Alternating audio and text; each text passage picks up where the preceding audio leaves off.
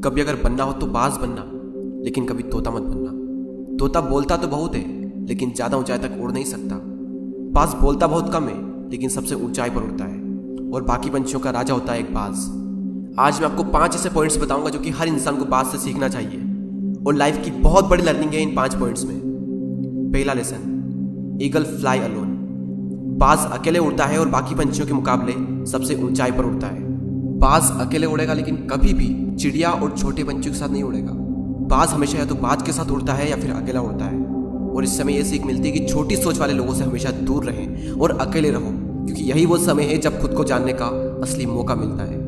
दूसरा लेसन, बाज का विजन बहुत ज़्यादा क्लियर होता है और बहुत ज़्यादा स्ट्रॉन्ग होता है। बाज अपने शिकार को 5 किलोमीटर दूर से ही देख लेता है, और जब एक बार उसे अपना लक्ष्य दिख जाता है तो उसके बाद चाहे रास्ते में कितनी भी मुश्किलें क्यों ना आए, वो अपने लक्ष्य को हासिल करके ही दम लेता है। इससे भी एक बहुत बड़ी सीख मिलती है कि अपना विजन क्लियर रखो और उसे हासिल करने में फिर चाहे कितनी भी मुश्किलें क्यों ना आए, पीछे मत हटो उस बाज की तरह। तीसरा लेसन, बाज कभी भी मरे हुए जानवरों को नहीं खाता, वो हमेशा जिंदा शिकार करता है, और इससे हमें यह सीख मिलती है कि जो हमारा पास्ट है वो मर चुका है, तो अपने उन मरे हुए सड़े हुए थॉट्स पर ध्यान मत दो और अपनी आने वाली ताज़ी फ्रेश जिंदगी पर ध्यान लगाओ।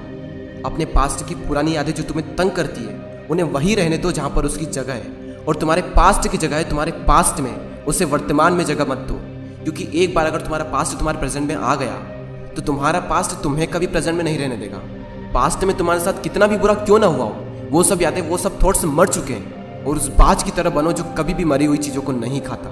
चौथा लेसन, जब आंधी तूफान आते हैं तो बाज बहुत ज़्यादा एक्साइटेड हो जाता है। जब बारिश होती है तो सारे पंछी छिपकर बैठ जाते हैं, लेकिन बाज को बड़ा मजा आता है। जब तेज हवाएं चलती है तो बाज उन हवाओं के सहारे और तेजी से ऊपर की ओर उड़ता है, और ऊपर उड़ते उड़ते इतना ऊपर उड़ जाता है कि बादलों से भी ऊपर पहुंच जाता है। और इससे भी एक बहुत बड़ी सीख मिलती है कि मुसीबत में मजा ढूंढो।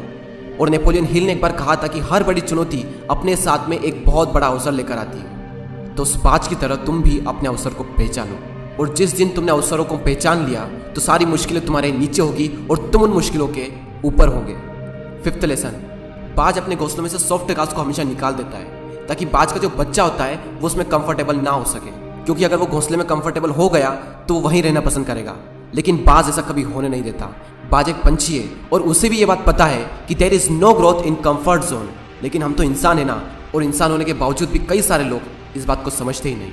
आप जितना ज़्यादा कंफर्ट जोन में रहोगे, आपकी लाइफ आने वाले टाइम में उतनी ही ज़्यादा अनकंफर्टेबल हो जाएगी।